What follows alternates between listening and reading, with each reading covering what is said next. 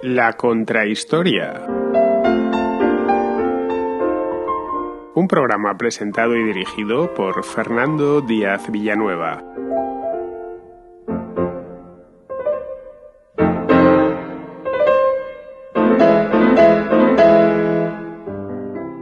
A finales del siglo XV, Sevilla era la ciudad más grande de la Corona de Castilla.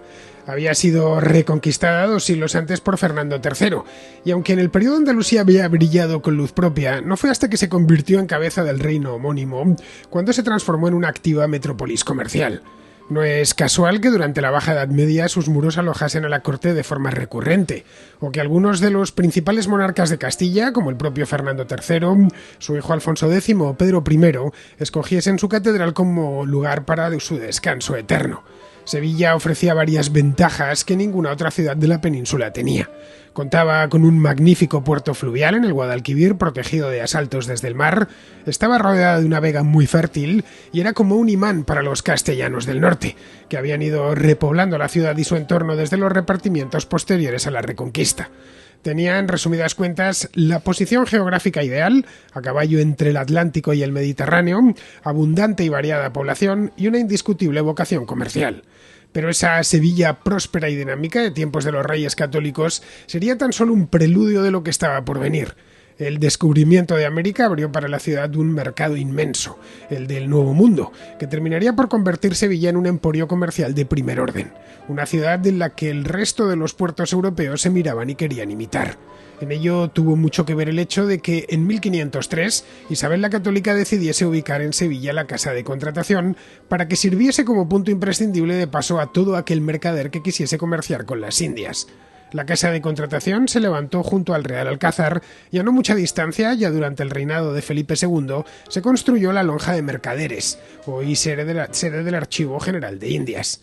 La presencia en la ciudad de la Casa de Contratación dio a Sevilla el privilegio de ser la única ciudad de toda la monarquía que podía comerciar con los virreinatos americanos, durante los primeros años de pequeño tamaño y limitada importancia, pero que fueron creciendo con el tiempo hasta convertirse en la principal fuente de riqueza de la corona española.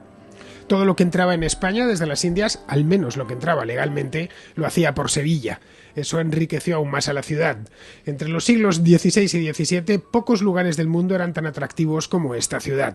Hasta ella acudían gentes de todos los reinos de España y más allá. Comerciantes italianos, alemanes, flamencos y británicos se establecieron en la ciudad con intención de participar de un comercio tan lucrativo. Todos dejaron algo, y en el camino pusieron a Sevilla a la cabeza del mundo. Eso se tradujo en una edad de oro para las artes y las ciencias no muy distinta a la que Florencia había vivido con los Medici.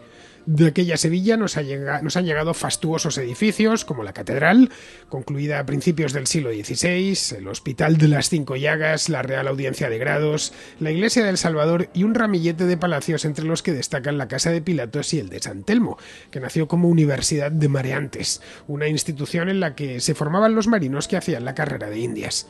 En Sevilla trabajaron los mejores cartógrafos de su época y surgió una escuela pictórica que dio genios de la talla de Zurbarán Murillo. Todo aquel esplendor, que se prolongó durante siglo y medio, se debió al comercio y a la apertura al mundo. Pues bien, Alberto Garín y yo nos hemos desplazado personalmente hasta Sevilla, invitados por Ibercaja Banca Privada, para recordar este periodo y hablar detenidamente sobre él en esta contrahistoria que será sevillana por los 4 costados.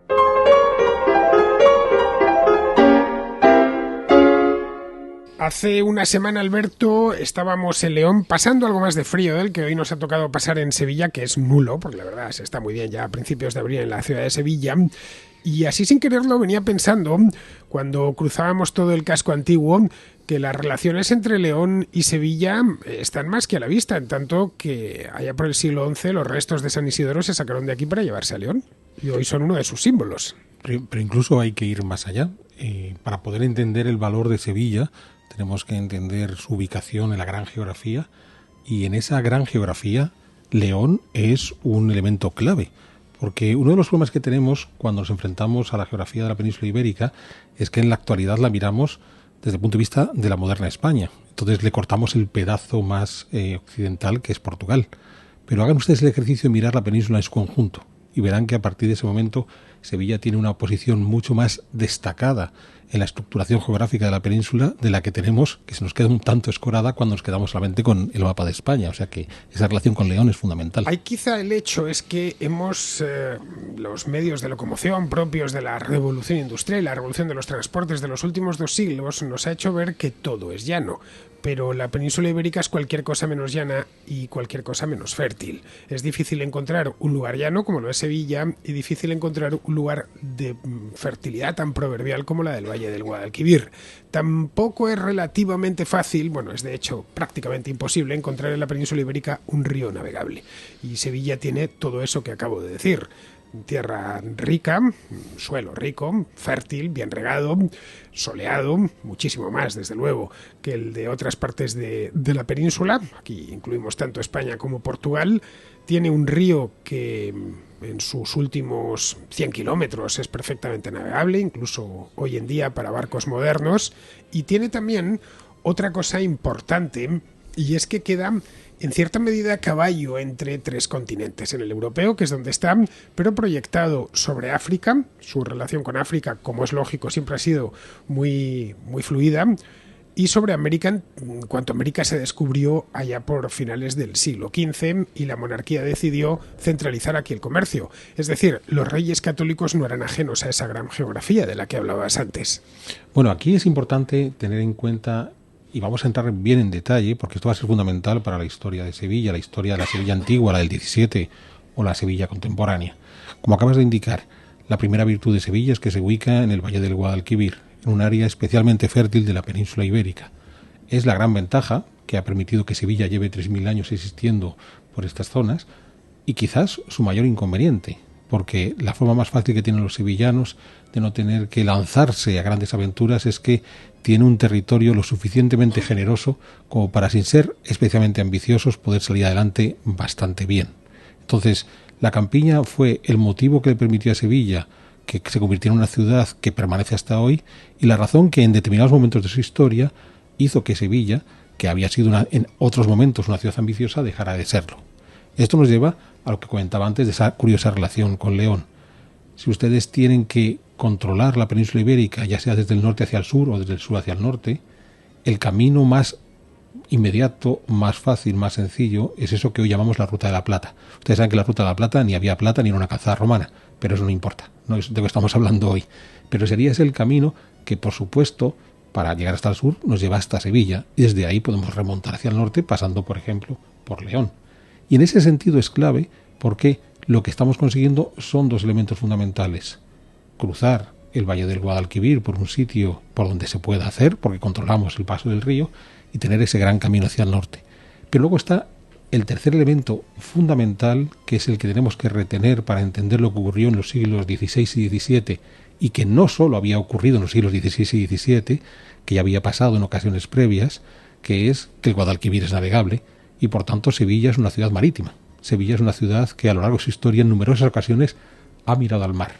Ya digo, hoy se nos queda un poco lejos, hace 3.000 años seguía igual de lejos el mar, y sin embargo los sevillanos en varios momentos históricos fueron capaces de lanzarse al mar, y de esa manera esa relación marítima, que como tú has dicho, en un primer momento es con África, y a partir del finales del siglo XV también será con América, es lo que va a explicar el éxito de Sevilla.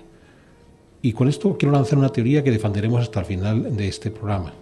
Cada vez que Sevilla da la espalda al mar, Sevilla se duerme. Y cada vez que Sevilla es capaz de lanzarse al mar, Sevilla tiene éxito. Sevilla nace como tal, en tiempos de Roma, como tantas y tantas poblaciones, sobre todo de la costa mediterránea y del sur de la península ibérica, pero los romanos, cuya intención era controlar la península de forma efectiva, colocaron la capital de esta provincia. No existió como tal nunca la provincia de Hispania. Hispania eran varias provincias y esta era la Hispania bética, que se correspondería a grandes rasgos con la Andalucía actual. No exactamente, pero para que nos hagamos una idea. La capital de la bética no era Hispalis, no era esta Sevilla romana, que por lo demás tenía una competencia muy cercana en Itálica, la actual Santiponce, que no está muy lejos de aquí, apenas un puñado de kilómetros al norte. Lo colocaron en Córdoba, en la ciudad de Córdoba, porque su intención era controlar el interior y no tanto proyectarse sobre el exterior.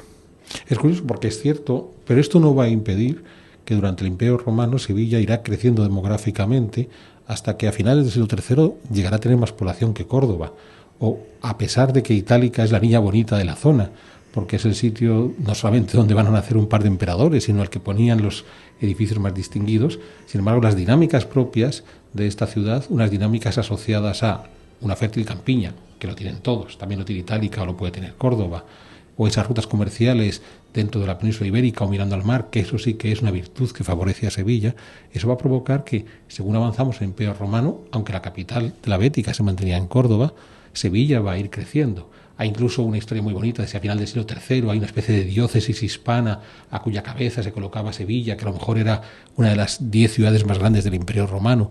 Sea o no sea del todo correcto el dato, lo interesante está en que, existiendo una ciudad capital de provincia relativamente cerca, Córdoba, y otra no muy lejos, que era Mérida, para la Lusitania, sin embargo, la dinámica de Sevilla hacía que la gente encontrara atractivo en estas tierras. Y la dinámica que hace que Sevilla sea atractiva hay que retenerlo siempre. Es la salida al mar. De hecho, en ese mundo tardoantiguo, ese mundo en el que emerge el reino de Toledo, el reino visigodo, tenemos tres grandes ciudades en la parte sur de la península. Una es Córdoba, que ha tenido un recorrido histórico muy próspero durante siglos. La otra es Cádiz, conocida entonces como Gades, había sido una ciudad en origen fenicia y luego había tenido durante siglos un recorrido civilizatorio muy largo. Y en el medio es donde se encuentra Sevilla, que cuenta con las ventajas de ambas y también con las maldiciones de ambas. Sí, porque además estamos avanzando en la historia. Una curiosidad del mundo sevillano, cuando ya llegamos al mundo hispanogodo, es que es ahí cuando ya toma esa cabeza de ese mundo hispanogodo en el sur de la península ibérica, Sevilla. Es cierto que la capital del reino se sitúa en Toledo, pero Sevilla va a ser una de las ciudades clave en la configuración de ese reino hispanogodo. Aquí hay que ser muy cuidadosos. Apelamos al maestro Soto Chica, que tampoco lo tenemos tan lejos, puesto que vive en Granada, sobre todo en su libro que dedicó a Leovigildo, cuando él explica cómo hablar del reino hispanogodo antes de finales del siglo VI es un tanto complicado, ¿vale? O sea, es algo que tenemos que ser muy prudentes, no podemos pensar que desde comienzos del V tenemos ese reino, y en gran medida ese reino se consolida con la toma de Sevilla, cuando por fin Leovigildo es capaz de imponerse sobre esa Sevilla levantisca que tenía su propio senado, que conservaba ciertas tradiciones romanas a pesar de la llegada de los visigodos, hasta el punto de que colocó a su hijo, a Hermenegildo, que gobernaba la Bética desde Sevilla para tenerlo controlado de cerca. Otra cosa es que pues el hijo le salió rana y se le sublevó, pero esa no es la idea inicial. La idea es: yo gobierno desde la ciudad que es la capital del reino, Toledo, pero pongo a mi hijo a la cabeza de la segunda ciudad más importante de aquí, que es Sevilla. Pero ¿por qué este interés del mundo visigodo por Sevilla, que lo volvemos a encontrar en la primerísima conquista por parte de los musulmanes, cuando Abdelaziz decide que la primera capital del territorio controlado por los musulmanes en la península ibérica vaya a ser Sevilla? Porque a la larga aquí Leovigildo encuentra que tiene un problema, y es que hay unos enemigos que han venido desde el Mediterráneo Oriental, los bizantinos, quiere combatirlos y quiere ir más allá, porque esos bizantinos también controlan el norte de África. ¿Cómo tengo que hacer para expulsar a los bizantinos, dominar el Mediterráneo occidental y controlar el norte de África? Tengo que salir al mar. Y para salir al mar, salgo por Sevilla. ¿Cómo han llegado los musulmanes a comienzos del siglo VIII a la península ibérica? Han cruzado el mar. Son conscientes de que ellos han venido por mar. De hecho, la primera capital musulmana no fue Córdoba, sino fue Sevilla de manera breve. Entonces, ¿por qué brevemente queremos controlar Sevilla? Porque hemos venido por el mar. ¿Y cuál es la puerta que abre el mar hacia España? Es Sevilla, así que tenemos que controlar Sevilla. De modo que retengamos esta idea. No hubo que esperar hasta el 1503 para que Sevilla fuera una ciudad marítima. Desde ya la antigüedad tardía, Sevilla es una importante ciudad marítima. Y es una ciudad marítima precisamente por ese regalo que le hizo la naturaleza de tener un río navegable. En esto todo lo que nos cansemos de insistir será poco, porque los ríos navegables en la península, a diferencia de lo que sucede en otras partes de Europa, donde son moneda de curso común, en nuestro caso no es así, ni siquiera ríos grandes, como pueden ser, quitando su desembocadura y poco más, como pueden ser el Tajo, el Ebro, el Guadiana o incluso el Duero. El Guadalquivir es navegable o fue navegable en origen, hoy realmente solo lo es hasta Sevilla, pero en origen entraban barcos de cierto tamaño hasta la propia Córdoba. De hecho, los romanos, una de las razones por las que sembraron toda la Bética de olivos era porque el cultivo, que per se iba más allá de un cultivo puramente alimenticio, era un cultivo industrial, pero les permitía sacar todas esas cargas en ánforas hechas en la Bética, de lo del Monte Testacho que hay en Roma, está hecho con pedazos de ánfora provenientes de aquí. Había una autopista, digamos, en el centro de la Bética, una autopista fluvial que les permitía sacar aquello. La diferencia con el periodo godo y el musulmán temprano es que tanto los unos como los otros tienen los ojos puestos más allá de la costa. Y cuando el poder en esta parte de la península tiene los ojos puestos más allá de la costa, los intereses se proyectan más allá de la costa, y esto es una constante histórica, y es lo que estamos tratando de hacer ver Alberto y yo, es cuando Sevilla prospera. En el momento en el que el califato, primero emirato y luego califato islámico, se vuelve sobre sí mismo, se cierra sobre sí mismo, se independiza del norte de África y del califato del Medio Oriente, en ese momento vuelve a cobrar importancia Córdoba, porque de lo que tratan estos califas es de proteger sus posesiones e intervenir sobre sus posesiones más al norte, como podían ser las marcas la Superior o la Media. Sí, de nuevo recordemos, la marca superior tenía su capital en Zaragoza, la marca media la tenía en Toledo, la marca inferior la tenía en Mérida. Lo interesante está en que en esa estructura interior de la península ibérica, ahí sí que es más sencillo llegar desde Córdoba que desde Sevilla. Hay que caminar menos para llegar a Zaragoza, obviamente, si partimos desde Córdoba, o para llegar a Toledo. Entonces, esto lo que va a hacer es que, dándole la espalda al mar, Sevilla va a perder valor. Curiosamente, cuando se descompone el califato, pareciera que Sevilla adquiere cierta importancia porque es la cabecera de su propio reino taifa, pero ahí no estamos más que en una atomización del califato sin esas expectativas. Hay una jugada mucho más interesante, que es cuando van a llegar primero los almorávides y más tarde los almohades. Ya estamos hablando del siglo XII. En el siglo XII comienzan a aparecer por Sevilla comerciantes genoveses.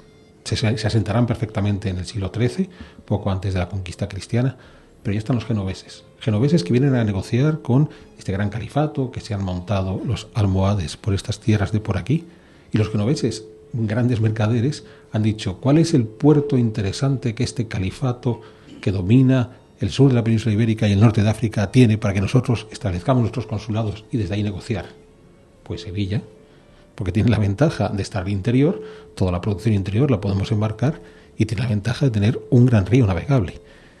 Es que, lo hablábamos en la comida antes, vosotros imaginad que volviera ahora uno de vuestros tatarabuelos de 1560 y fuera a comer a la orilla del río Guadalquivir, como hemos hecho nosotros, y sentado ahí se preguntaría: ¿y los barcos? Porque no hay barcos.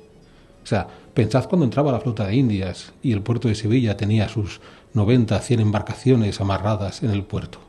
¿Dónde están? Entonces, claro, ese sevillano del siglo XVI diría: ¿qué os ha pasado? ¿Qué habéis hecho mal por el camino para que yo llegue aquí y no vea los barcos? Pero es que probablemente el genovés del siglo XIII habría hecho la misma pregunta: ¿y por qué ya no tenéis barcos?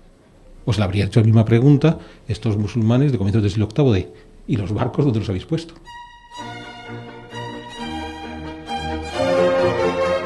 Eso es lo que hizo prosperar a esa taifa sevillana en origen. Sobre y todo lo que le puso en el tirador para que los almohades se fijasen en ella. Eso es. Este es el periodo dorado de Sevilla, que siguió al de Córdoba y que preludió al de Granada dentro de la historia del Islam en España. Este periodo almohade al que, bueno, los sevillanos sí tienen mucho cariño y con razón, porque le deben buena parte de la Giralda, no toda, pero sí su parte principal, es un periodo marítimo. Eso es un periodo marítimo que va a venir a continuación por un proceso, o sea, en el momento que ha sido reconquistada Sevilla por Fernando III el Santo a mediados del siglo XIII. A partir de ahí entramos en una nueva dinámica de dar de nuevo la espalda al mar. Nos volvemos a encontrar una Sevilla que se integra en un reino, en este caso el reino de Castilla, cuyo objetivo es terminar de conquistar el resto de la península ibérica, que aún sigue en manos de los musulmanes. No están en ese momento embarcados en grandes aventuras marítimas. Todo llegará. Es un reino que no se proyecta todavía. Eso es. Que considera que la conquista del Bajo Guadalquivir es el fin. Hasta ahí han llegado. De momento es prioritario. De hecho, hay un punto con la batalla del Salado, cuando vuelven a... Esto ya es en el siglo XIV, cuando vuelven a tener control del estrecho, que Sevilla sí juega cierta parte ahí. Sí, vuelve a ser una ciudad de paso. Sí que vuelve a jugar cierta parte, solo que aún no estamos en esa política de la gran navegación marítima que vamos a encontrarnos en el siglo XV. Entonces, hay otro capítulo importante de la historia de Sevilla del siglo XIV, cuando a mediados de ese siglo XIV Pedro I, el llamado Rey Cruel, decide reconstruir el palacio, lo que hoy son los alcázares reales, porque recordemos que los alcázares básicamente es la obra de Pedro I, que trata de imitar la arquitectura propia de los emires nazaríes, porque él, Pedro I, le gustaría ser un emir, no musulmán, porque él es buen cristiano, sino tan autoritario como los emires. Entonces, claro, el pobre Pedro I no solamente tiene una nobleza levantisca, que al final hasta su hermanastro se lo lleva por delante, sino que además tiene toda una serie de contrapoderes en todos los fueros que tienen las ciudades castellanas, la asistencia de cortes y demás, que no le permiten tener el gobierno de gran autoridad que a él personalmente le gustaría ejercer y que además es algo que demostró a lo largo de su propia vida, de Pedro I. Entonces, por eso él decide hacer los alcázares reales, porque quiere rodearse del espacio de poder que tendría un emir musulmán y ese espacio de poder proyectarlo. Pero es curioso, porque todas estas vicisitudes de Sevilla, más allá de que los alcázares es un edificio maravilloso, no estamos aún con esa dinámica que hemos visto en siglos previos de lanzarse al mar y la que veremos en los siglos posteriores. La cuestión es que para entonces, estamos hablando de los siglos XIII-XIV, tanto Córdoba como otras ciudades del sur han entrado ya en franca decadencia, especialmente Córdoba, que lo había sido todo, solo 3 o 4 siglos antes, y en cambio a Sevilla le sonríe la fortuna. Y a eso no es ajeno el hecho que empieza a ser lugar de paso de comerciantes llegados desde el norte de Europa que van cabotando hasta el Mediterráneo y de la llegada de las primeras comunidades de comerciantes extranjeros que empiezan a sentarse tímidamente en la ciudad. De hecho, hay un elemento en Sevilla, y es que a diferencia de lugares como Bilbao, por ejemplo, no tenía consulado comercial. No existía. Es decir, que se desarrolló el sector, digamos, de una manera un tanto libre. Sí, pero además es muy interesante porque obviamente si la reina Isabel decidió colocar las instituciones de vínculo comercial con América en Sevilla, no fue de forma gratuita. No es que Isabel la Católica un día se levantó y dijo, a ver, ¿dónde pongo yo una casa de contratación? Pues a ver, voy a tirar al azar y que caiga a Sevilla. Sino que esa dinámica que hemos visto que se había puesto en marcha desde el siglo XII con los primeros genoveses que llegan en tiempo de los almohades y que a partir de ahí progresivamente, como tú indicas, siguen fluyendo, o sea, siguen viniendo. De acuerdo que no estamos en grandes políticas ultramarinas, pero sí es evidente que es un buen puerto de mar Sevilla. Claro, es que es el mejor puerto de mar porque está en el interior. Aquí no hay ninguna vicisitud del océano que venga a destrozar los barcos. Estamos 100 kilómetros más arriba. Entonces, eso va a continuar. Entonces, a lo largo del siglo XV nos encontramos que esos comerciantes siguen llegando, por las razones que sean, porque estamos tratando de sacar a la exportación productos que vengan desde la mera vega del Guadalquivir, porque quiero traer productos a esa vega, porque al final tenemos las campañas de Granada que exigen un montón de elementos para los ejércitos que están en combate y que por tanto hay que abastecerlos, y Sevilla es el mejor puerto para hacer llegar esos materiales. La cuestión está en que entramos en una dinámica donde ese carácter comercial, mercantil de Sevilla se va acrecentando, de modo que en paralelo a esa dinámica comercial, recordemos que durante el siglo XV es cuando primero Portugal y más tarde Castilla se lanzan a descubrir el Atlántico. De partida por las costas de África y después ya se descubrirá América a finales del siglo XV. Pero lo interesante está en que cuando entremos en esa dinámica de ir a conquistar el Atlántico, hay un sitio que está beneficiado ya de partida, que es Sevilla, porque no ha perdido todo el gusto por el comercio, porque tiene la capacidad de tener un montón de barcos que atraquen en sus puertos, y a partir de ahí, cuando haya que hacerlo a lo grande, ya estamos en disposición. Los reyes católicos, cuando se hacen cargo de lo que Colón y sus hombres han descubierto al otro lado del Atlántico, tratan de emular a los portugueses y crear algo parecido a la Casa de Guinea, la Casa de Guinea, o luego posteriormente la Casa de India. Es decir, casas de contratación que vehiculen el comercio que va a tener lugar con esos lugares tan remotos, entre otras cosas porque lo que proviene de aquellos lugares es muy valioso y es mejor tenerlo debidamente controlado para que aventureros de otros países o de otras zonas de Europa no se metan en él. La casa de contratación, de hecho, es de las primeras instituciones indianas, aparece tan pronto como en el año 1503, un año antes de la muerte de Isabel la Católica, y elige Sevilla por lo que comentabas, porque era probablemente el mejor puerto con el que contaban en ese momento en la fachada atlántica. Cabría preguntarse, y esto creo que los historiadores lo han hecho desde hace muchos años, ¿por qué no escogió Cádiz, que es donde terminaría la casa de contratación, pero ya posteriormente, a partir del siglo XVIII? Claro, Cádiz es interesante en tanto que está literalmente volcada sobre el océano, pero es más difícil de defender. Bueno, Sevilla nunca fue atacada por los piratas ingleses u holandeses, cosa que los asaltos sobre Cádiz fueron continuos. Bueno, aquí hay que entender, cuando se descubre América en la primerísima fase, el primer cuarto del siglo XVI, antes de que Cortés conquiste México, que en esencia América es el Caribe. Entonces, todavía no ha entrado Castilla en contacto con las grandes civilizaciones, los mexicas, los incas, donde pueden encontrar después las grandes minas de plata del Potosí, que van a traer toda esa riqueza a través de la flota de Indias. De modo que sí, hemos entrado en contacto con un territorio que nos está abasteciendo de ciertas materias interesantes, donde podemos también nosotros enviar otros productos para comerciar, pero digamos que aún estamos en una dinámica hasta cierto punto, vamos a hablar de local, nacional. Entonces, ¿qué conseguimos con Sevilla que no tiene Cádiz? Pues conseguimos ahorrarnos 100 kilómetros de arrieros. Si yo soy capaz de desembarcar 100 kilómetros más al interior de la península ibérica, pues son 100 kilómetros menos que tengo que hacer cargar las mulas, los productos de un comercio que en estos momentos esencialmente es lo que produce la península ibérica hacia América y lo poco que nos está dando América hacia la península ibérica. En origen, incluso para poblaciones de colonos castellanos que se han asentado en islas como la Española o Cuba o Puerto Rico. Eso es, estamos abasteciéndole de productos a estos españoles en América y estamos trayendo los primeros productos americanos. Aquí es muy interesante porque de Sevilla van a partir las dos grandes líneas de arrieros que vamos a conocer históricamente durante los siglos XVI y XVII. Hay dos muy famosos que son los maragatos, que serían los que seguirían la ruta, la llamada Ruta de la Plata, que son los que vienen desde Astorga. La otra ruta, la que iría por la parte más oriental, es la de los yangüeses. Algunos recordarán la historia del Quijote peleándose contra los yangüeses. Yanguas es un pueblo de Soria, el que no lo conozca pues lo ha perdido, es un lugar realmente muy hermoso. Entonces, ¿cuál es el punto de partida, de llegada de estos arrieros en su trasegar mercancías, las que vienen de América hacia el norte de España y por supuesto dejándolas en el camino o viceversa, las que van recogiendo por toda la península ibérica hasta llevarlas al final? Pues Sevilla. Entonces, claro, la ventaja sobre Sevilla es que me ahorro 100 kilómetros de esos arrieros. Claro, aquí hay que plantearse, normalmente se mezcla todo cuando se estudia la historia, especialmente periodos largos de historia, como fue el caso de la carrera de Indias, que duró 3 siglos. Claro, se instituyó esta casa de contratación que la vemos en su forma final, con la lonja de mercaderes convertida en el Archivo General de Indias, disponemos de toda la comunicación y lo vemos de manera general. Se instituyó para fiscalizar las riquezas que provenían de minas como las del Potosí o las de Zacatecas. Bien, esas minas en tiempos de Isabel la Católica no estaban descubiertas y faltaba medio siglo para que se descubriesen.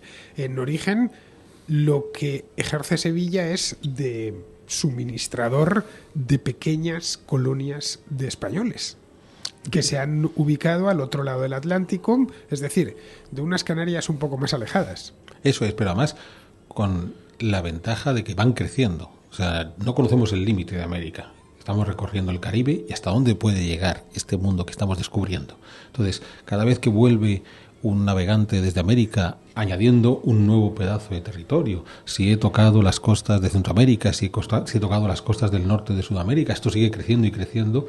Esto supone que los mercaderes de Sevilla siguen viendo la oportunidad de negocio. Siguen diciendo, oye, si esto sigue creciendo, esta gente va a necesitar mayor cantidad de suministros, nosotros lo podemos dar. Y claro, hemos de entender que ya desde antes del descubrimiento de América, Sevilla era la ciudad más grande de Castilla. O sea, era una ciudad dinámica donde no solamente tenemos mercaderes que pueden enviar un montón de productos al otro lado del Atlántico, sino además un montón de artesanos que los están produciendo en la propia Sevilla. Y eso sacaría a Cádiz de la cuestión.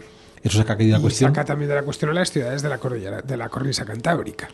Sí, saca de la cuestión a todas estas ciudades porque en esa cornisa cantábrica, donde sí ha habido una tradición comercial, ¿de acuerdo? Las famosas villas de Santander, las 4 villas del mar en Santander, Ladero, Santoña y demás, no estaban en un grado de dinámica comercial como la que habían establecido los sevillanos, porque no tenían la ventaja de que Sevilla no solamente mira al Atlántico, sino también puede mirar al Mediterráneo, aquellos genoveses que desde el siglo XII-XIII habían estado llegando a Sevilla. Cuando establecen la casa de contratación y empieza esto empiezan a ver que realmente hay muchísimo más negocio del que en origen siquiera imaginaban al otro lado del Atlántico, las flotas son cada vez mayores, el número de castellanos que se establecen en las Indias es mayor, el Caribe se empiezan a fundar ciudades, algunas hoy muy grandes como pueden ser La Habana o Santo Domingo, que son todas ciudades de principios del siglo XVI. En un momento dado, a partir del año 1520, los exploradores castellanos dan el salto y consiguen no solo establecerse con éxito en el continente, lo que ellos llamaban tierra firme, sino rendir un imperio. A partir de ahí, Sevilla se beneficia directamente de esa conquista. Digamos que la primera beneficiaria de la conquista del imperio mexica seguramente fue la corona y la segunda la ciudad de Sevilla. Yo me atrevería incluso a decirlo al revés. La primera fue Sevilla, más que la corona. Luego fue la corona. Esto es muy llamativo, porque claro, vivimos con la obsesión de que todas las riquezas de América venían a Europa, lo cual no es cierto. Buena parte de las riquezas se quedaban en América.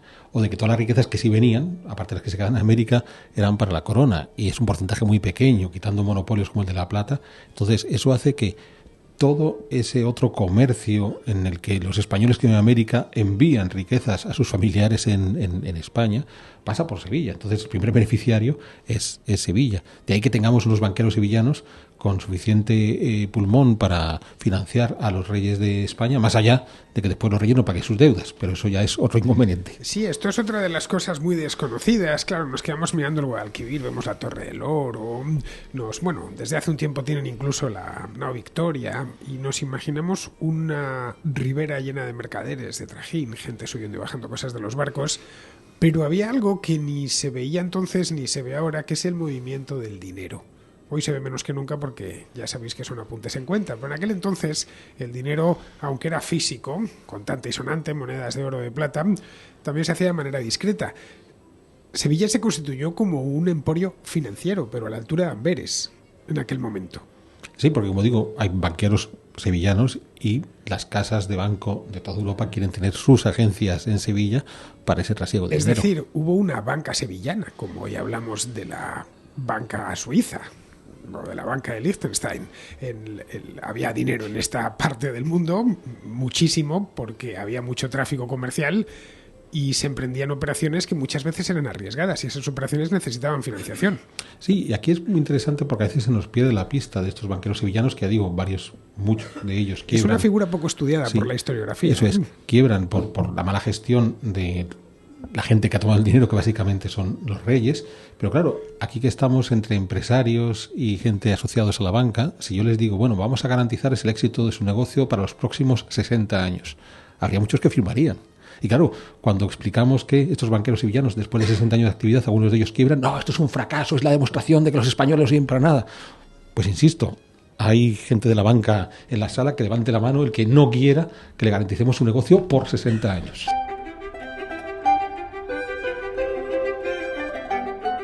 Ya estamos hablando de un par de generaciones, dos o tres generaciones.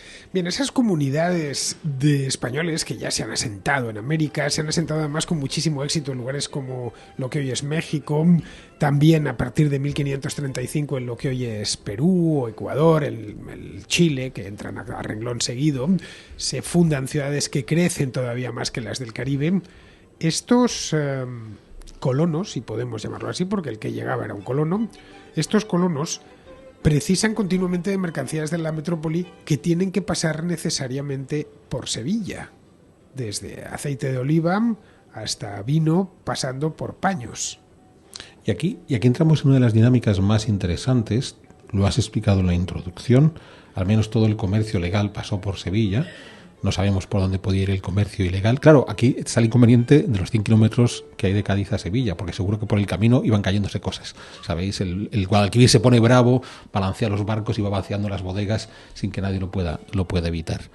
Pero en cualquier caso es muy interesante que, aunque tenemos la imagen de un monopolio brutal por parte de las autoridades castellanas sobre ese comercio, claro, de nuevo, estamos en una reunión en la que hay presentes muchos empresarios y gente asociada a la banca. ¿Hasta qué punto podemos controlar absolutamente todo lo que se comercia y todo lo que se intercambia?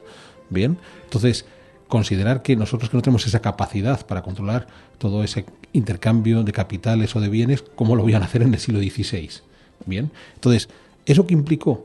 Pues que, dada la cantidad de comercio que se dio entre América y Europa, que pasaba por Sevilla, el dinamismo social en Sevilla fue notable.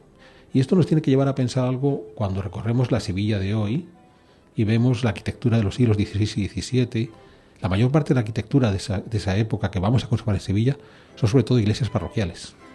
y podíamos hacer un largo listado. Algunas ya existían previamente y fueron mejoradas, modificadas, transformadas, otras se hacen nuevas, y la cuestión está en que es una ciudad que crece y necesita parroquias.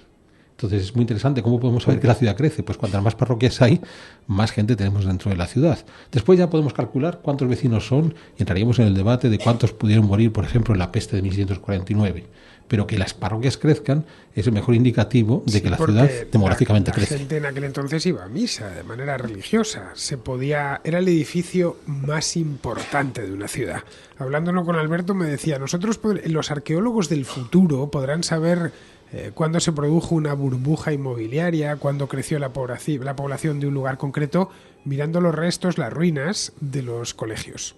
Allá donde hay colegios, donde se abren colegios, significa que la población ha crecido. Allá donde se están cerrando colegios, como los pueblos de Castilla y León, por ejemplo, Aragón, la población está disminuyendo. Pues esto mismo sirve con las parroquias en el mundo preindustrial. En el caso de Sevilla, de hecho, las distintas zonas de la ciudad se las sigue conociendo por parroquias.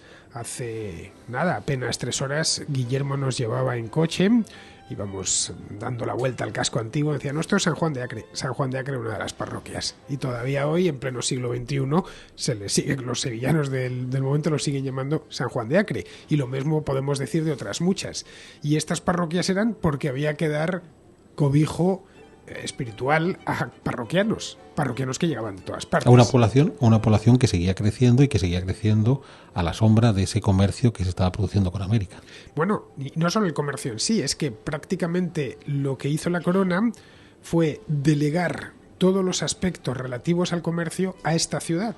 Incluso cuando se establece la corte en Madrid, en el año 1561, ni Felipe II, ni Felipe III, ni Felipe IV deciden llevarse a Madrid nada. Dicen, bueno, que esto se sigue haciendo en Sevilla y que estén allí los cartógrafos, que se lleve allí el padrón real, es decir, lo que se iba descubriendo nuevo, que se encarguen de todos los asuntos relativos al cobro de las averías. La avería, aparte de una cosa que nos hace Hacienda una vez al año, la avería era un impuesto que se pagaba para mantener las flotas, y ese impuesto se recaudaba en Sevilla. Se pagaban aquí era un impuesto, nunca mejor dicho impuesto, porque los comerciantes tenían que pagarlo obligatoriamente para que la Armada se encargase de enviar unos bergantines a proteger la flota de Indias una vez al año. Bien, todo esto siguió aquí, a diferencia de lo que sucedió en otros lugares, por ejemplo, Francia o Inglaterra, donde todo se concentró en la corte. Eso es lo que permitió que Sevilla siguiera siendo una de las ciudades más grandes de la monarquía hispana. Posiblemente para 1600, quizás la ciudad más grande, no tengo claro si era México. Estaba ahí, México, sí, Nápoles, Nápoles, Sevilla, Nápoles, Ciudad de México. Pero sí. Sevilla estaría después. Claro, que México fuera probablemente la ciudad más grande y que después de México podamos tener Nápoles y Sevilla, y no la capital, que era Madrid, nos habla de un imperio comercial. Porque estamos citando, por un lado, la gran urbe comercial de la península ibérica, por otro, la gran urbe comercial de Italia, y por otro lado, la que recibía toda la gestión de ese comercio en América, que es Ciudad de México. Que en el mayor de los virreinatos, que era el virreinato de Nueva España, a cuya cabeza se encontraba Ciudad de México. Porque además, ustedes pensarán, pero es que México no está en la costa. No, pero es que México era el punto de parada del galeón de Manila. Es decir, todo ese comercio que había provocado que Colón se fuera a la conquista del Atlántico para llegar hasta las Indias, pues bueno, se había encontrado un continente por medio, después había que cruzar el Pacífico y de esa manera llegar hasta las Indias que buscaba Colón, hasta la China. Pues bueno, había una flota que pasaba de la China hasta las costas del oriente, del occidente americano, de acuerdo, hacia la zona de Acapulco, es el galeón de Manila, y todo ese comercio llegaba a la Ciudad de México, donde se cruzaba con todo. Hacia la costa del Caribe. Pero que a su vez se cruzaba con todo lo que venía en dirección contraria, lo que venía de Europa hacia América, y que en algún caso podía seguir rumbo a China. Es en este momento, estamos hablando en torno a finales del siglo XVI, principios del XVII, cuando esa vocación atlántica y comercial de Sevilla alcanza su cenit, y cuando la ciudad, exhibe sus mejores galas. Es esa Sevilla, la ciudad de los milagros, que creo que decía, fue Tirso y Molina, era tan variada y tan cosmopolita que Tirso de Molina, que era madrileño, decía que la Babilonia de la monarquía era Sevilla, que, en fin, la debió haber conocido personalmente, Él no hizo, cuando escribió El burlador de Sevilla, no lo llamó El burlador de Madrid, lo llamó El burlador de Sevilla por algo, y era porque personajes como El burlador de Sevilla, es decir, seductores profesionales, debía haber especialmente en esta ciudad, mucho más que en cualquier otra de la monarquía. Y esto todo se lo debían a esa proyección atlántica. En cierta medida, Sevilla vive dándole la espalda al resto de la península y volcada en el río y en los 100 kilómetros que le separan del mar. Sí, es decir, mira mucho más a Ciudad de México que a cualquier otro lugar. Sí, porque llega un momento incluso en el que muchos de los barcos que remontan el Guadalquivir vuelven a bajar cargados para ir a seguir distribuyendo las mercancías por el resto de Europa, o directamente para enviar la plata hacia los banqueros en Europa que tenían que asumir todas las deudas que tenían los reyes de España. Pero en relación a Tirso y Molina y comienzos del 17, claro, cuando estamos en una ciudad tan dinámica como había sido Sevilla, tú has citado la introducción a dos personajes importantes que son Murillo y Zurbarán. Tenemos otro pintor notabilísimo formado en Sevilla, que es Velázquez. Es muy interesante cuando uno piensa en el joven Velázquez que se forma en Sevilla, porque nos podemos preguntar, ¿y por qué un tipo tan brillante como Velázquez se formó en Sevilla? Claro, para su época era natural, o sea, que llegara un buen maestro bien dotado a la capital de la corte, a Madrid, y que viniera de Sevilla, pues era una buena carta de presentación. Es, insisto, muy interesante. Hoy nos puede parecer chocante. Ay, fíjate, qué curioso, este tal Velázquez tuvo la mala suerte de nacer en Sevilla, parece que allí no había nada que hacer, y al contrario, o sea, si había un sitio donde podía haber un dinamismo en todos los sentidos, era Sevilla. De ahí que no tienes nada de sorprendente que alguien como Velázquez se haya formado en Sevilla. Pero permíteme, porque en el terreno de la escultura tenemos a Martínez Montañés, una de las grandes cumbres. Ojo, la virtud de Martínez Montañés no es que sea un gran escultor, que lo era. La virtud de Martínez Montañés es que tuvo un reto fundamental, se ha llevado a cabo la Contrarreforma católica, se ha creado todo un nuevo discurso sobre las imágenes y el valor de las imágenes, un discurso donde la Iglesia Católica no solamente acepta la iconografía religiosa, sino la quiere potenciar, y la quiere potenciar con una forma de transmitir mensajes teológicos muy complejos. Y claro, cuando uno se pone en la piel de Martínez Montañés, no es que tenga que hacer una escultura de María o de Jesús, es que tiene que transmitir determinados mensajes teológicos a través de sus imágenes que hasta entonces ningún artista ha tenido que transmitir. O sea, Martínez Montañés no es que esculpa bien, es que tiene que resolver problemas teológicos. Y lo resuelve hasta el punto de que se van a convertir en modelos hasta la actualidad. O sea, las Inmaculadas Concepción, cuando las pensamos en, ya había habido pruebas anteriores de Martínez Montañés, pero la Virgencita con las manos que se pone hacia un lado, eso es Martínez Montañés. O sea, es un escultor que tiene que enfrentarse a uno de los grandes retos, que es cómo reformulo artísticamente los principios que hemos defendido desde el punto de vista teológico en Trento. O sea, si lo piensan ustedes, claro, sé que hay artistas en la sala, ¿de acuerdo? Entonces alguno de ellos, nuestros arquitectos o pintores en esta sala, dirán, vale, de repente me encuentro en 1600, como le pasa a Martínez Montañés, y tengo que rehacer toda la iconografía cristiana. Y ya está, lánzate, chaval, haz algo que la gente pueda entender. Y lo hace en Sevilla. O sea, no es gratuito que lo haga en Sevilla. No se hace en Francia, no se hace en París, no se hace en Milán, no se hace ni siquiera en Roma. Se hace en Sevilla. Porque es la ciudad donde hay tanta gente que posiblemente Martínez Montañés puede escuchar a unos, a otros, ver grabados, ver otras imágenes y a partir de ahí empezar a pensar cómo podemos desarrollarlo. Claro, hay quien hizo trampas. Porque Martínez Montañés se enfrenta a escultura de madera policromada, mientras que en Italia y en Francia nos dedicamos a hacer esculturas en mármol sin color y toda la cosa es mucho más sencilla, porque al haber menos recursos, bueno, yo no he podido contar tanto porque la cosa está limitada, pero Montañés no puede decir, chico, tienes toda la posibilidad del mundo para contarme lo que quieras, así que ponle coco y dime cómo lo vas a contar. Entonces, ¿dónde se podía hacer eso? Se podía hacer en Sevilla.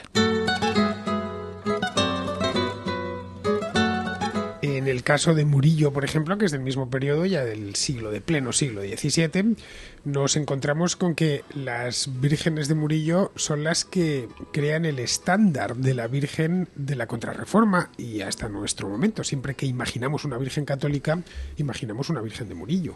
Pero Murillo va más lejos. Murillo hace casi pintura-reportaje, cosa que pocos podían imaginar en aquel momento en Europa. Salía a la calle a dibujar la gente. Tiene escenas costumbristas que no son muy habituales en otros lugares. Los cuadros de Murillo, los famosos niños de Murillo, son niños sevillanos. Es muy simpático porque, claro, vivimos obsesionados con la pintura de los Países Bajos, con un Vermeer de Delft, por ejemplo, pintando a estas señoritas que están dentro de su casa, y entonces aparecen los libros de historia. ¿Veis? Este es el ejemplo del ciudadano que se libera, la burguesía emergente, que es capaz de contar sus historias, y como tú dices, sí, y Murillo salía a la calle y dibujaba a la gente normal y corriente. Pero eso no nos lo cuentan los libros de historia porque nos apetece decir, si quieres ver al pintor que pinta a la gente normal, ve a ver a Murillo a Sevilla, no vayas a ver a Vermeer a Delft, donde lo que está haciendo es tomando a la señorita, poniéndola en la habitación con un montaje muy concreto para que se adecue al formato que él desea. Bueno, El niño expulgándose de Murillo es una obra maestra precisamente por su espontaneidad, porque está pintado, pero podría ser una fotografía. Y los niños son de un realismo pavoroso. Que sea realista no significa que sea feo. Todos los niños son bonitos. Incluso los niños pobres, por supuesto. Y vio a un niño expulgándose por la calle, es decir, quitándose las pulgas, porque era la época en la que todavía los niños tenían pulgas, y le hizo un cuadro que hoy, bueno, pues valdrá una millonada, obviamente. Bien, todo esto se hizo en aquella Sevilla que, como era cosmopolita, como era culta y como había dinero, se podía permitir este tipo de, pues un poco como pasaba en Holanda. Es decir, estas cosas solo suceden en lugares muy prósperos, donde la burguesía local pide un poquito más. Quiero además que me muestres imágenes, tengo que decorar tal o cual estancia de mi palacio, y quiero que me muestres imágenes de la Sevilla normal, del mundo normal. No quiero colocar solo vírgenes o cuadros de ciclos religiosos del Antiguo Testamento o Cristos, no, quiero cosas que yo pueda salir a la calle y verlas, y aparecen en Sevilla, pero no aparecen en otros lugares. Eso es, aparece en Sevilla. Por supuesto hay un arte muy divertido, un arte un tanto subido de tono para los cardenales romanos en ese mismo periodo de mediados del 17, pero que tienen ese carácter de provocar. Y además suelen ser colecciones privadas, no se suelen poder ver por parte del público, pero no es este caso de esa querencia por la vida cotidiana, y pago cuadros de vida cotidiana. Luego tendríamos a Zurbarán, que en este caso sí es el pintor otro de los pintores de la Contrarreforma. Es más, cuando pensamos en la imaginería que está hoy de máxima actualidad, porque acaba de ser Semana Santa y porque la hay todos los años y las procesiones recorren toda España, buena parte de España, y además muchos países de Hispanoamérica. La imaginería, de nuevo, en buena medida sevillana. Las grandes imágenes que hoy, en Sevilla, por supuesto, son veneradas, pero hablamos de imágenes de tipo sevillano, que se pueden ver en lugares como Guatemala, por ejemplo. Sí, por supuesto. Guatemala tiene nazarenos que no son muy distintos al Jesús del Gran Poder, de aspecto, quiero decir. Yo sé que aquí podemos reclamar a otra gran escuela de mediados del 17, la vallisoletana y Gregorio Fernández, pero Gregorio Fernández no se enfrentó al reto que sí se enfrentó Martínez Montañés de hacer toda esa nueva iconografía. O sea, Gregorio Fernández es un hombre muy apegado a formas que ya existían previamente. Y en ese sentido, entonces, lo que acabas de comentar es muy interesante, porque esa iconografía que se desarrolla en la escuela sevillana es la que se va a enviar a América. Y quizás uno de los legados más hermosos que Sevilla dio al mundo, y concretamente al mundo católico hispanoamericano, fue toda esa imaginería que hasta hoy se sigue haciendo. Esto es muy llamativo porque, claro, nos resultaría complicado hoy concebir que un artista contemporáneo sevillano en el año 2024 quiera hacer un Cristo parecido a los de Martínez Montañés. Al pobre artista le acusarían de ser un retrógrado, de no ser capaz de enfrentarse a la vanguardia, de estar en la modernidad, ese tipo de cosas. En Hispanoamérica les da igual. Si tienen que hacerlo, lo hacen. Bien, yo tuve ocasión, estando en Popayán, en Colombia, de conocer a un escultor maravilloso que seguía esculpiendo como podía haber esculpido Martínez Montañés. No con tan buena mano, pero sí tratando de imitar la figura. Y claro, yo le decía, ¿y tantos clientes tienes? Y me dice, todos narcotraficantes. Todos que tienen un Cristo, no lo vaya a ser, que en el último momento se arrepientan y quieren estar cerca del Señor. Y es un mercado que existe, y es un mercado que en el mundo hispanoamericano no choca que alguien pueda seguir replicando la imaginería que se establece en la escuela sevillana a mediados del 17. Entonces, eso es algo donde en este debate intenso de si tenemos que tirar todas las estatuas de Cristóbal Colón y de cualquier conquistador que haya en Hispanoamérica, lo que no van a encontrar son hispanoamericanos que quieran tirar abajo los Cristos o las vírgenes del siglo XVII o del siglo XXI imitando la escuela sevillana, porque eso sí es suyo. O sea, lo demás, bueno, podemos echar abajo una estatua de Colón, pero cargarnos a un Cristo que se parezca a un Cristo sevillano, ahí no.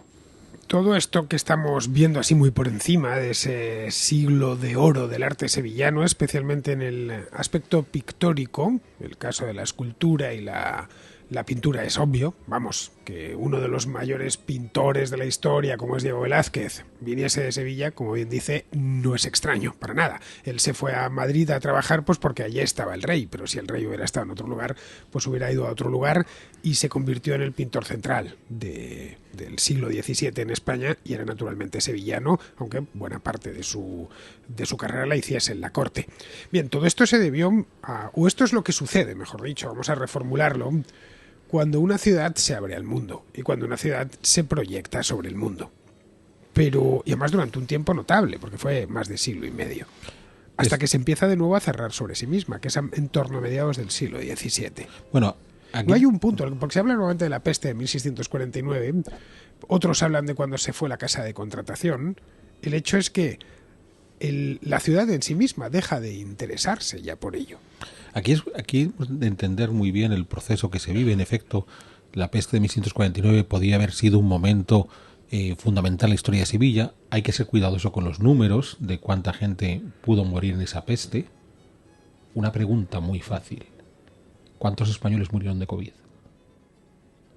¿Tienen la respuesta? Pues ahora díganme ustedes, porque los historiadores pueden afirmar tajantemente cuántos murieron de la peste en Sevilla en 1649. ¿Vale? Para que se haga una idea de con qué facilidad deslizamos cifras y nos quedamos tan a gusto. O sea, van y dicen, no, se murió el 50% de la población, el 40%. Y ya está. Bueno, es cierto que no sé cuántos estaban en los conventos. En una ciudad que tenía 30 y tantos conventos de mujeres y 40 y tantos de hombres, con varios cientos de gente dentro. No, de esto no sabemos si se murieron o no se murieron. Bueno, las cuentas que tenemos más o menos ajustadas, pues por encima de 20.000 es difícil que se nos hayan muerto, ¿vale? ¿Por qué sabemos que se murieron? Pues porque hay menos población antes que después. Estamos de acuerdo. Pero voy a hacer un ejercicio, no solamente para el caso de Sevilla, en la población del siglo XVII. ¿Cuántos moriscos fueron expulsados hacia 1610? Ahí están más o menos contabilizados porque los fueron contando uno a uno. Bien, si yo saco a 200.000 moriscos, ¿en cuánto he bajado la población de España? No en 1610, sino en 1700. En 1610 he expulsado a 200.000 personas. Y para 1700, ¿a cuántos he expulsado realmente? Porque no he expulsado 200.000 moriscos, he expulsado 200.000 moriscos y sus hijos, que podían ser 400.000, y sus nietos, que podían ser 600.000, y sus bisnietos, que estamos ya al final del siglo, que podían ser 800.000. Entonces, cuando sacamos las cuentas de la bajada de población o el estancamiento de la población en la corona de Castilla y Aragón en el siglo XVII, hay una cuenta que nunca nos hacen. Los hijos y los nietos de todos los cientos de miles de moriscos expulsados ya no nacieron en España. ¿Cuánta gente se fue a América? Y de los que se fueron a América, por tanto, ¿cuántos dejaron de tener hijos, nietos y bisnietos en España? ¿Cuántos moriscos había en Sevilla antes de la peste y cuando la expulsión? 4.000 moriscos. Esos 4.000 moriscos que se fueron, ¿influyeron o no influyeron en que hubiera menos población en Sevilla? ¿Hemos echado esa cuenta? No. Vamos a la anécdota dramática, de película, murieron y estaban por las calles allí los cadáveres y demás. Pues entonces, la pregunta es muy sencilla. Si ustedes me dicen la cantidad exacta de españoles que murieron por la COVID, yo les puedo decir a cambio la cantidad de sevillanos que se murieron en 1649.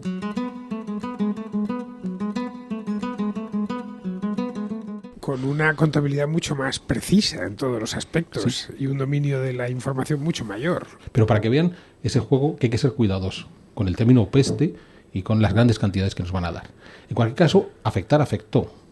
Pero esas caídas de población podrían haber sido reemplazadas con cierta rapidez porque es una ciudad muy atractiva donde ocurren cosas muy interesantes y por tanto puede haber gente que quiera venir a vivir.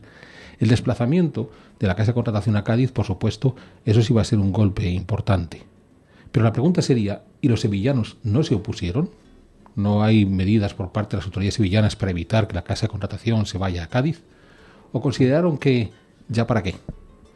Cuando estábamos antes recorriendo Sevilla, antes de venir para acá, pasábamos frente a la fábrica de tabaco, que es uno de los edificios más ilustres que tenemos en Sevilla.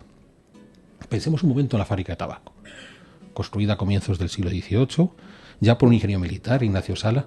Entonces es cuando ya todas las fábricas de tabaco se parecen en todas partes igual, porque como son ingenieros militares construyendo, en el momento que tenemos ingenieros militares, construyen todos en serie.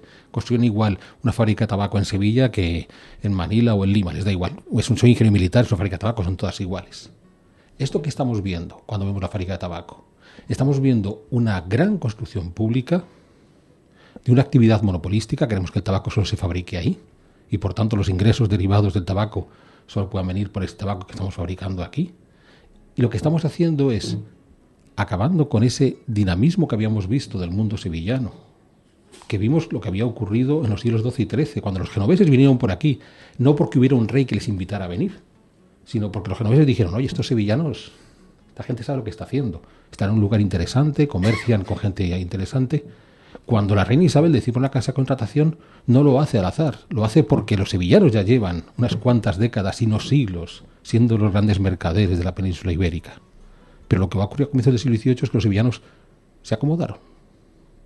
Ya eran los mejores, ya lo tenían todo. Podían haber tenido una peste, podían haber perdido gente, sí, y otras ciudades también. Pero lo que va a suceder aquí es que se acomodaron. Y entonces empezaron a llegar instituciones públicas, la fábrica de tabaco. Dejemos que el Estado nos coloque aquí algunas instituciones grandes y podemos vivir de esas rentas. De todas maneras, el Archivo General de Indias, el Archivo General de Indias, Carlos III. a finales del siglo XVIII. Es más, coloca el Archivo General de Indias, del que hoy se precian con razón todos los sevillanos, en el mismo lugar donde había estado la lonja de mercaderes. Sí, tienen que reformar completamente el edificio. Entonces lo que va a suceder es que incluso que nos vaya mal, y volvemos al comienzo de esta charla, aunque nos fuera de pena, como la campiña es fértil, no tenemos problemas. Entonces, los sevillanos decidieron, o sea, no tenemos que buscar una mano maligna que quiera descomponer el auge de Sevilla llevándose la casa de contratación a Cádiz, o un accidente demográfico como la peste. Es una actitud de la propia Sevilla de, lo tenemos tan bien que nos podemos permitir el lujo de ahora ya vivir de las rentas. Venga el Estado a ponernos aquí una fábrica de tabaco y con eso lo vamos a tener resuelto. Sé que esta historia que les estoy contando, por la edad de la mayor parte de los presentes, les puede sonar algo muy contemporáneo, que es cuando hicimos de Sevilla la capital de la Comunidad Autónoma de Andalucía y lo que eso supuso. Porque cuando hoy pensamos en ciudades dinámicas de Andalucía, no es Sevilla lo que estamos pensando. Pensamos en otras ciudades. Y uno dirá, ¿y por qué no es Sevilla? Puedes llamarla por su nombre, no pasa nada, Alberto. Bien. Puedes decir que esa ciudad se llama Málaga, por ejemplo, y no te van a apedrear. Pero es verdad, es la ciudad hoy más dinámica de Andalucía. Bien, porque Sevilla a cambio decidió, ¿por qué? ¿Para qué hacer ese esfuerzo si yo ya lo tengo todo? Como muy bien ha explicado Guillermo en la introducción. Y lo único que puedo hacer es vivir de mis rentas, que son muchas. Bien, con lo que, como vemos, Sevilla ha vuelto a caer en el mismo error que va a caer a comienzos del siglo XVIII o que pudo haber caído en momentos previos. Cuando, por ejemplo, se convierte en un reino de taifa y estamos orgullosísimos de somos la capital de un reino independiente. Sí, pero te has alejado de ese gran comercio internacional. Has dado la espalda al mar. Cada vez que Sevilla ha estado mirando al mar, la ciudad iba como un tiro. Y cuando Sevilla decide darle la espalda al mar, algo falla. De modo que vuelvo a lo que os comentaba antes. Cuando veamos muchos barcos atracados en el Guadalquivir, será buena señal. Y cuando veamos pocos, hemos de inquietarnos. Algo no estamos haciendo bien en una ciudad que durante siglos tuvo cientos de barcos atracados en los puertos del Guadalquivir. Entonces, ¿por qué no están esos cientos de barcos hoy? Bueno, supongo que para eso tendrá cada uno su propia explicación. Entiendo que será algo que se habrá estudiado, pero hay una cosa importante aquí, y es que Sevilla, en tanto que se había convertido en una ciudad ya de cierto tamaño, pasa a convertirse en una capital política. Bueno, el duque de Montpensier llegó a hacer aquí en el siglo XIX una segunda capital de España, el Palacio de San Telmo. Es decir, que luego le hicieron capital de provincia, luego posteriormente capital de la comunidad autónoma. En cierta medida le cuesta huir de su propio sino, de ser la ciudad más grande de la zona. Pero la ventaja está en que sigue estando en el mismo lugar. Entonces sigue teniendo esos puntos de positivos que comentábamos al principio. Puede seguir viviendo en su campiña, que se puede utilizar de una forma todavía mucho más eficiente. Claro, yo que vengo de un pequeño pueblo de Segovia, donde cultivamos un poco de cereal entre piedras, uno ve la Vega Guadalquivir y es para morirse de envidia. Bien, es para detestar a estos sevillanos y decir, pero esta gente que bien lo tiene. ¿Vale? Bueno, estos sevillanos, olvidé que son gente que vino de pueblos de Segovia. Y por eso no volvieron, por eso no regresaron, por eso se quedaron aquí. Que ya no quisieron volver a los pueblos de Segovia cuando vieron la cantidad de agua y sol que había. Yo lo entiendo, yo me lo pienso cada vez que vengo. Bueno, normal, claro. Bueno, esa fue una de las razones que explican que los romanos se quedasen aquí, que luego posteriormente los visigodos hiciesen de esta zona del Bajo Guadalquivir una de las partes más importantes de su reino, que los musulmanes la codiciasen, que los castellanos tratasen de controlarlo y lo enriqueciesen, pero no fue la campiña lo que hizo de Sevilla el puerto de Indias, sino su situación y la voluntad de su gente. Eso es. Tuvieron la ventaja de un río navegable y sobre todo la ventaja de unos sevillanos muy emprendedores que en varias ocasiones a lo largo de su historia se lanzaron al mar. Así que cabe la posibilidad, y con esto ya vamos a terminar, Alberto, de que Sevilla, el que tuvo retuvo, y Sevilla ha retenido mucho. En fin, no hay más que verla. Es una ciudad que no tiene nada que envidiar a grandes capitales de Europa sin ser capital de un país, incluso a ciudades muchísimo más grandes. Bueno, Europa está llena de ciudades con más habitantes que Sevilla que no tienen ni la mitad ni una cuarta parte del patrimonio, que digo, ni un 5% del patrimonio monumental que tiene Sevilla. Pero el que tuvo retuvo y el que tuvo puede volver a ser. Todo es cuestión de que los sevillanos se lo terminen de creer. Todo es cuestión de que hagan este repaso de historia y digan, pues es cierto, tuvimos éxito unas cuantas veces y metimos la pata unas cuantas veces. Bien, nos dejamos llevar por la inercia. Bien, pues con esto vamos a terminar ya. Espero que os haya gustado tanto a los presentes aquí estamos en la Cámara de Comercio de Sevilla. Me parece un lugar perfecto para hablar de lo que hemos hablado, de comercio. Y además hemos hecho toda una loa al comercio. Tanto Alberto Garín y yo somos muy partidarios del libre comercio y el libre cambio. Por lo tanto, lo nuestro era hacer un guiño a esto mismo. Bien, tanto a los que estáis aquí presentes como a los que estáis al otro lado, porque este programa, aparte de hacerse en directo, Contrahistoria en directo desde Sevilla, está también dándose en diferido a través de los canales de la Contrahistoria. Espero que os haya gustado. Para los que estáis aquí en la Cámara de Comercio, se abre un turno de preguntas y esperemos que vengan acompañadas de respuestas. Si conocemos la respuesta, Alberto la va a conocer. ¿Sí o no, Alberto? Pues no estoy seguro, porque este es un público. Este es un público. ¿Sabes todo, Alberto? Este es un público muy exigente. No, ya, pero por muy exigente que sea, tú eres Alberto Garín. Bueno, eso por un lado. Por un lado tenemos aquí un turno de preguntas y respuestas, pero como en la Contrahistoria no deja de ser un programa en diferido, pues no podemos hacer preguntas y respuestas con nuestros oyentes que nos estén escuchando a través de YouTube o de iVoox. Para los que estáis al otro lado en electrónico, llamémoslo así, me despido de todos vosotros. Hasta la próxima Contrahistoria.